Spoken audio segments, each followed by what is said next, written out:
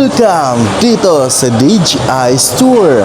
Dito po ito matatagpuan sa Abrisa Mall, Davao City. Nandito po ako ngayon kasi may bibilhin akong bagong gamit pang vlogging. Pero bago ako pumunta dito sa DJI Store ay pumunta muna ako sa Enstra 360 Store kasi mas gusto ko sanang bilhin itong S Pro 2 at mura lang. Kaso this time hindi ko nagustuhan ang mga freebies ng S Pro 2. Kaya nag-decide akong pumunta sa DJI Store sa Abrisa Mall para titingin kung may action camera na pasok sa budget ko. At ito na nga ang napusuan kong camera. Wala nang action. It is Osmo Pocket 3 na lang. Kasi para sa akin, maganda siya. Dito ni unboxing na ni sir para turuan kami kung paano gamitin. At bumili pa kami ng memory card sa labas na tag 2,800 ang halaga. Ang mahal pala ng memory card ng mga camera. Akala ko parehas lang sa cellphone na may tag 300 pesos lang. Nakabili na po tayo ng DJI product.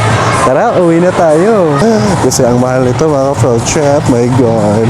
Wala tayong gala nito mga ka-Felchat. Sama natin si Beyond Borders. Yan.